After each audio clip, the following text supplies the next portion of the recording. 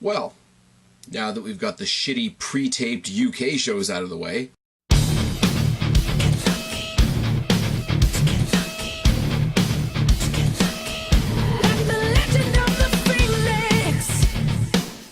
what's going on, everybody? It's your buddy, it's your pal, Pass Phoenix, the YWC Reality Check, here with your, what the fuck day is it today? May 16th SmackDown Live review. You might have noticed, no Raw 3 count, no SmackDown review last week, because the shows from the UK sucked balls. But the bigger takeaway from that, and I gotta do a little bit of house cleaning again, the Raw 3 count is not a thing anymore.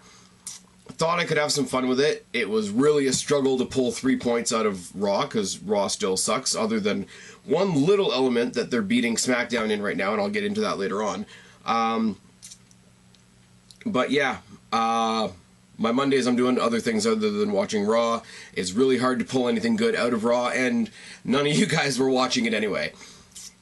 So, as I have in the past, lost my train of thought. As I have in the past, if there's anything worth talking about on Raw, I'll mention it at the beginning of my SmackDown review, etc. But we are here. We are back to talk about SmackDown Live, and it was back to sort of an even keel, like as I mentioned, after a really, really shitty pre-taped UK show last week. And I guess this makes me a hypocrite, because I love NXT, and NXT is pre-taped every week, but WWE just really doesn't give a shit when they go over to the UK and they do these pre-taped shows. And it shows, because the UK audience are usually up for a lot of things, and they were just dead last week. And I took notes for both shows. I want you guys to realize that. I took notes for Raw, painful as that was, and I took notes for SmackDown until about halfway through each show, where I'm like, fuck it. There's nothing to talk about. Anything that's worth talking about is going to bleed into this week, is going to bleed into Backlash, which obviously we're going to talk about a little later on. But for the most part, nothing really to write home about. Friggin' Dean Ambrose and Miz co-running Raw, because that was, I don't even know. Anyways, let's talk about this week instead. Let's talk about Kevin Owens hosting the Kevin Owens highlight reel. And this is why I love Kevin Owens. There's not very many heels in the WWE that can do this right now. Kevin Owens, heavy boos from the crowd before he even said a word. Oh yes. He brags about destroying Chris Jericho, went over a bunch of Chris Jericho's catchphrases, talks about how Chris Jericho will never, ever be the same again. Talking about how Jericho loves scarves and gifts and lists, and he's on his own list now. He's on the injured reserve list. Ha ha ha. Who saw that coming? I'll do the same to Styles on Sunday. And then he talks in some French, because he can. Now, I want to say, I get the irony, and I love the irony of a Canadian fighting for the United States Championship. I mean, he fought Jericho for it. He was almost fighting Sami Zayn for it. A bunch of Canadians fighting over the US Championship. I'm from Canada. You guys know this. I love the irony. I'm here in Canada. I could not give a fuck less about Kevin Owens speaking French. I'm just not. But then he's interrupted by Styles, who said, you know, this isn't really surprising. You stole Chris Jericho's thunder for a year, and now you've just gone full bore and you've stolen his show. I don't know how to speak any French, so I'll say this in English. This Sunday I'm going to beat you, and I'm going to bring that title back to America. So anybody that questions whether AJ Styles is fully turning face, he's doing the WWE face thing, just getting out there on a mic and basically saying, America. He's interrupted by Jinder Mahal, who's not American, who's actually Canadian, I think, which is bizarre. I mean, not if you're from my area of Canada, but he's out there with the Bollywood boys who aren't the Bollywood boys anymore. Says, you know, this is bullshit. I was supposed to be a guest on the Kevin Owens show. I was supposed to talk about Backlash, but at Backlash, I'm going to beat Orton just like I did last week. And then he quotes Gandhi in Punjabi for reasons. And AJ Styles, tonight you're going to lose just like Orton's going to lose on Sunday. Roddy, rah. So, it's been pointed out by multiple people, and most recently it was talked about on the CB Over the Ropes podcast. A little bit repetitive to have both championship stories be like, hey, boo me, I'm not from America. I mean, I guess it shows why I was so popular when I went down to the States, but that, it is what it is. But it goes into our first match of the night, which is AJ Styles versus Jinder Mahal with Kevin Owens on commentary. Kevin Owens didn't have a match tonight, which is, you know, Randy Orton has his match later on tonight. He's the big champion. Little champion didn't have a match tonight. is what it is. Collar and elbow tie, and a headlock by Styles, and a lot of kicks. Drop kick, shoulder tackle, and more drop kicks by Styles. Snake eyes by Jinder on the second turnbuckle, mud hole, and a choke on the ropes. Running knee by Jinder, a knee drop and a mud hole. Shoulder, a forearm, and some Daniel Bryan silly kicks. Oh yes, from AJ Styles. Hangman by Jinder. And then he rides the headlock for a long time. And the headlock is boring. I get it. The slingshot, the hangman over the rope is boring, but it's all working the neck, and he's got the Cobra Clutch Slam, which apparently has a name, and we're going to get into that later on. But it is, I will give it a break. I will not harp on the sleepers and the chokeholds and the slingshots on the ropes, whatever, because it's working the neck, and that's his finisher. So Jinder Mahal gets a pass. I'm dangerously close to being okay with the fact that he gets a title shot. Now, whether he wins is another story altogether. Jinder rides a headlock again for a long time, and it's countered by an AJ Styles jawbreaker. My computer wants to do updates. We can do that later.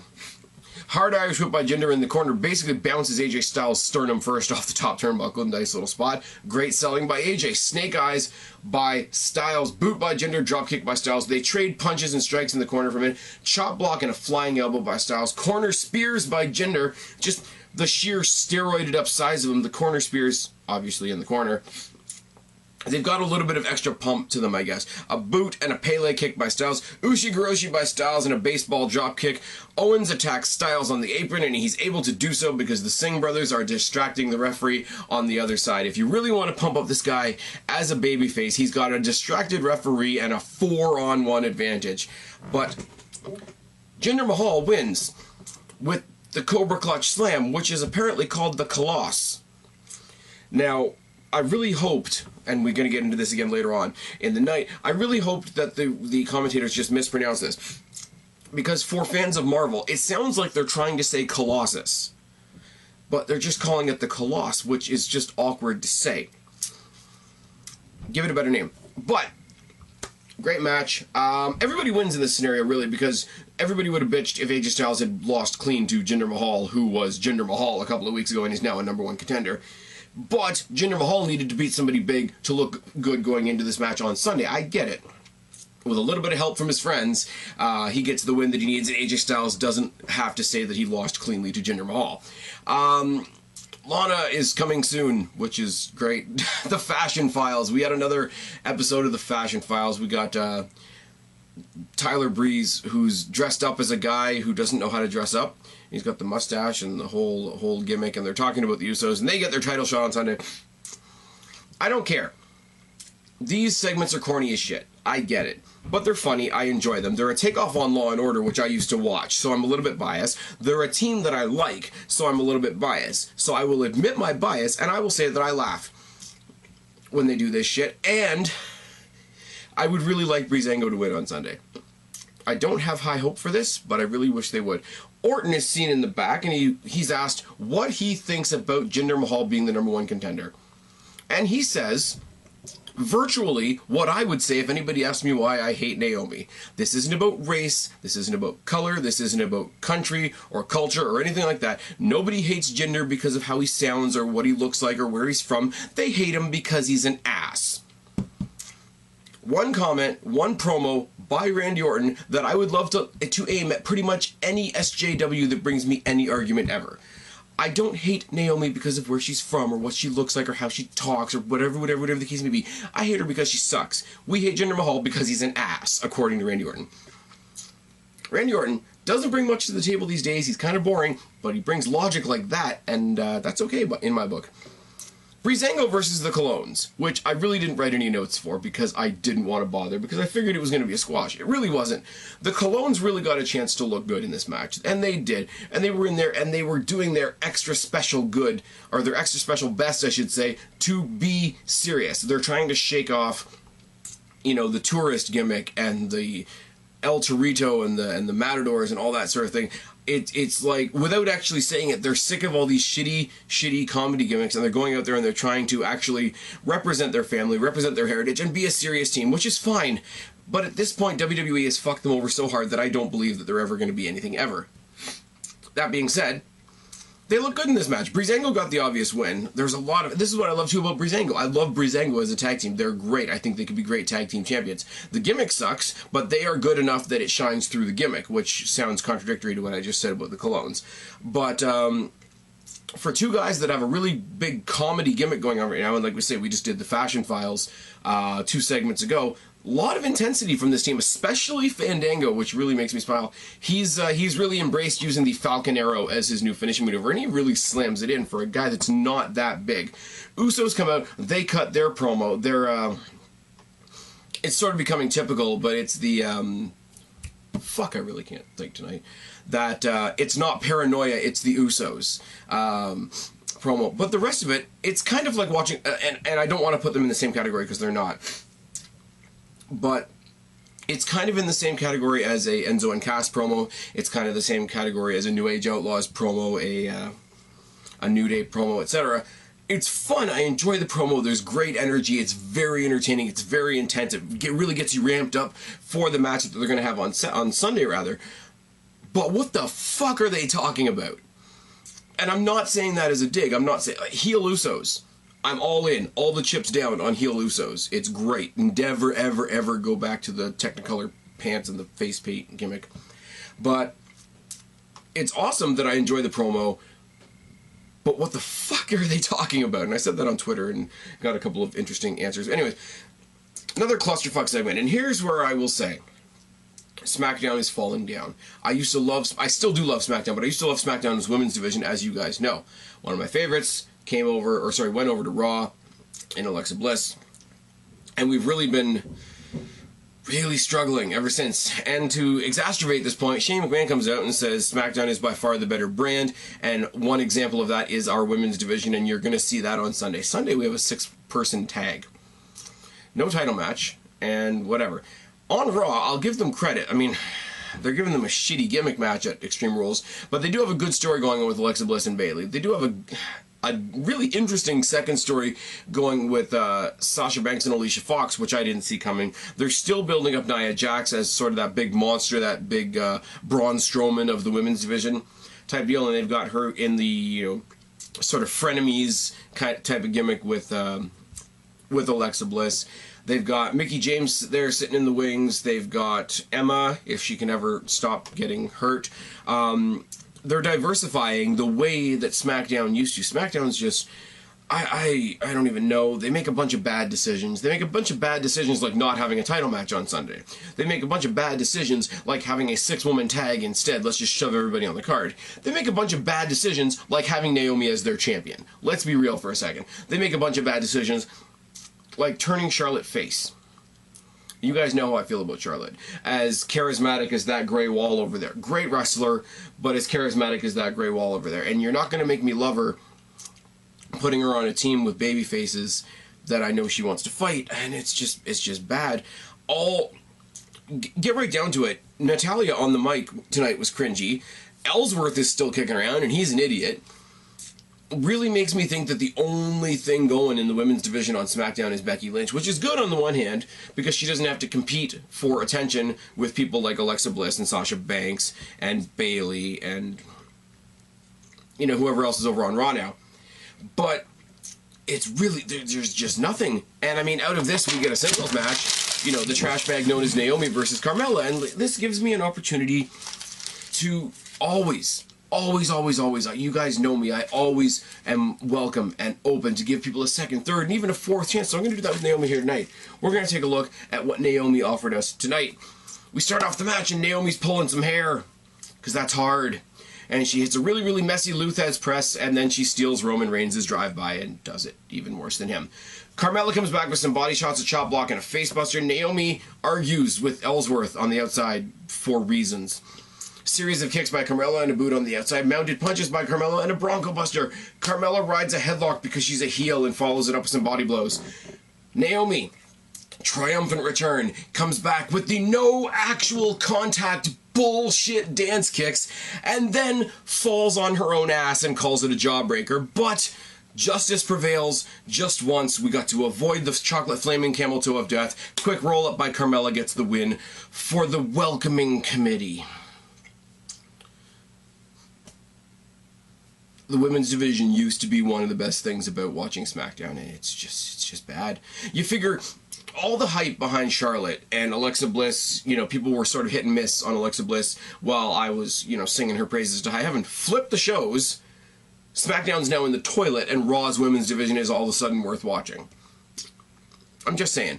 The New Day are coming soon.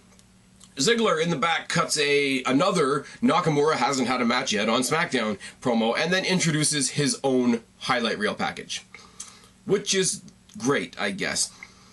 We get an announcement in the back that can't read my own writing, sorry guys.